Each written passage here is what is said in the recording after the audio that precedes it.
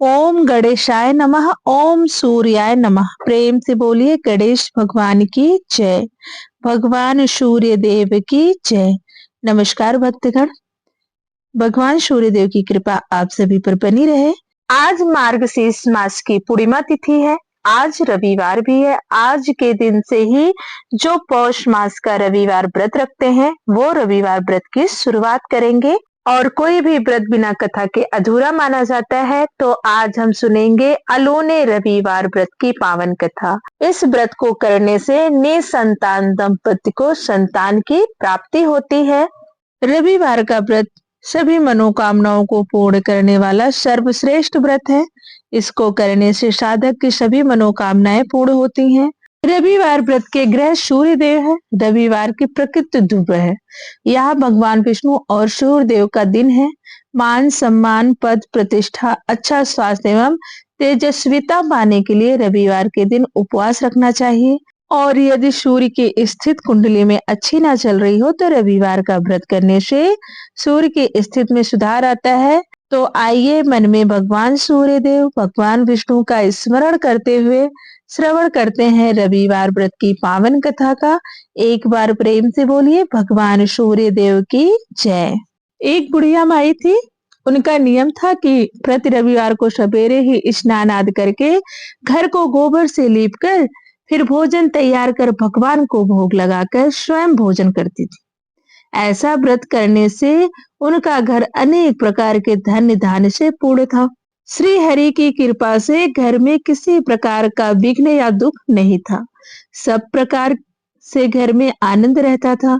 इस तरह कुछ दिन बीत जाने पर उनकी एक पड़ोसन, जिसके गौ का गोबर बुढ़िया माई लाया करती थी, विचार करने लगी कि यह वृद्धा सर्वदा मेरी गौ का गोबर ले जाती है, इसलिए अपनी गौ को घर के भीतर बांधने लगी। बुढ़िया को गोबर न मिलने से रविवार के दिन अपने घर को न लीप सकी, इसलिए उसने ना तो भोजन बनाया, ना भगवान को भोग लगाया तथा स्वयं भी उसने भोजन नहीं किया। इस प्रकार उसने निराहार व्रत किया। रात्रि हो गई और वह भूखी सो गई।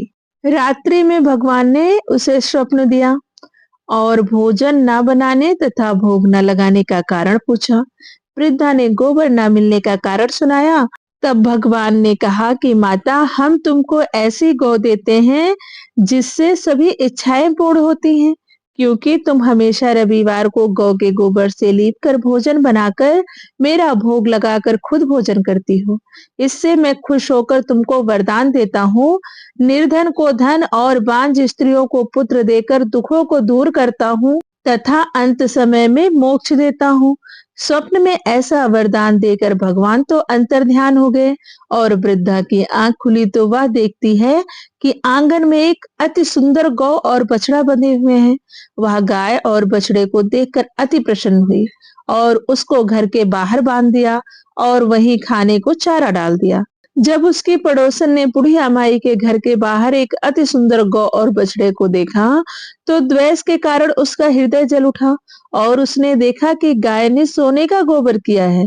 तो वह उस गाय के गोबर को ले गई और अपनी गाय का गोबर उसकी जगह रख गई।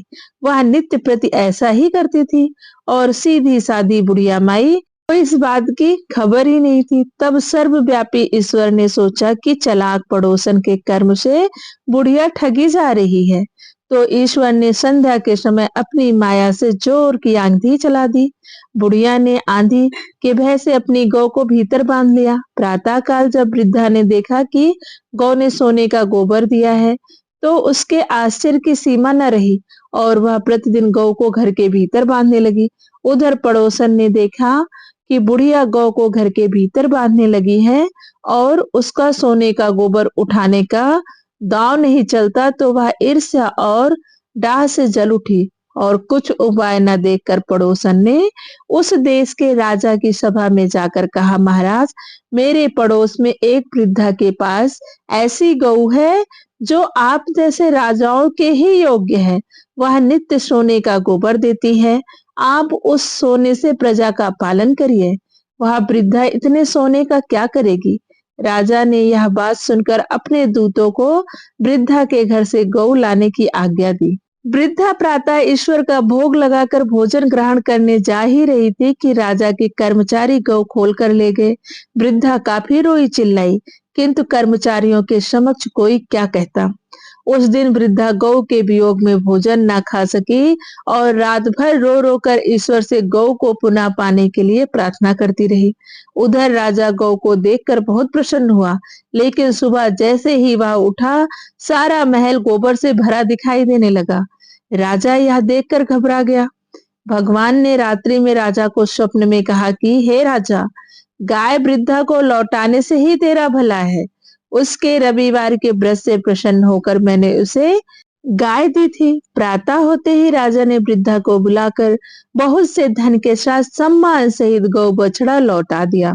उसकी पड़ोसिन को बुलाकर उचित दंड दिया। इतना करने के बाद राजा के महल से गंदगी दूर हुई। उसी दिन से राजा ने नगर वासियों को आदेश दिया कि राज्य की तथा अपनी समस्त मनोकामनाओं की पूर्ति के लिए रविवार का व्रत रखा करो। व्रत करने से नगर के लोग सुखी जीवन व्यापित करने लगे। प्रेम से बोलिए सूर्य देव भगवान की जय, श्री हरि विष्णु की जय। आइए सुनते हैं रविवार व्रत की आरती। ओम जय सूर्य भगवान, जय हो दिनकर भगवान, जगत के नेत्र स्वरूपा, तुम हो त्रिगुण स्वरूपा, धरत ही तो ध्यान। ओम जय सूर्य भगवान, ओम जय सूर्य भगवान।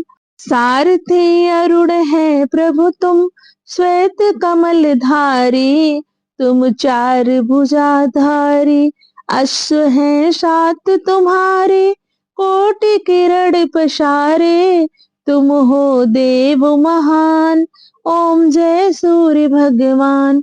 उषा काल में जब तुम उदयाचल आते, सब तब दर्शन पाते, फैलाते उजियारा, जागता सब जग सारा, करे सब तब गुणगान। ओम जय सूर्य भगवान। संध्या में भुवनेश्वर अस्ताचल जाते, गोधन तब घर आते, गोधूली बेला में हर घर हर आंगन में हो तो महिमा गान। ओम जय सूर्य भगवान।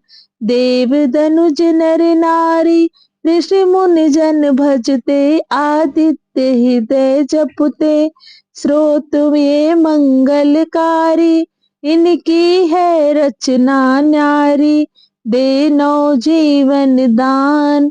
ओम जय सूर्य भगवान। तुम हो त्रिकाल रचयिता, तुम जग के आधार, महिमा तो अपरंपार, प्राणों का सिंचन करके भक्तों को अपने देते, बल बुद्धि और ज्ञान। ओम जय सूर्य भगवान। भूचर जलचर खेचर, सब हो प्राण तुम्ही, सब जीवों के प्राण तुम्ही, वेद पुराण बखाने, धर्म सभी तुम्हें माने, तुम ही सर्व शक्तिमान। ओम जय सूर्य भगवान। पूजा करती दिशाएं, पूजे दस दिक्पाल, तुम भुवनों के प्रतिपाल, ऋतुएं तुम्हारी दासी, तुम शाश्वत अविनाशी, शुभकारी अंशुमान। ओम जय सूर्य भगवान। ओम जय सूर्य भगवान। जय हो दिनकर भगवान, जगत के नेत्र स्वरूपा, तुम हो त्रिगुण स्वरूपा। ओम जय सूर्य भगवान, जय हो दिनकर भगवान, जगत के नेत्र स्वरूपा, तुम हो त्रिगुण स्वरूपा। ओम जय सूर्य भगवान। प्रेम से बोलिए सूर्य देव की जय। दोस्तों, यह थी रविवार व्रत की पावन कथा और आरती। अगर आपको कथा अच्छी लगी हो तो प्लीज वीडियो को लाइक करें, शेयर करें और चैनल को जरूर सब्सक्राइब कर लें, ताकि सभी व्रत त्योहारों की कथाएं आपको आसानी से मिल सके।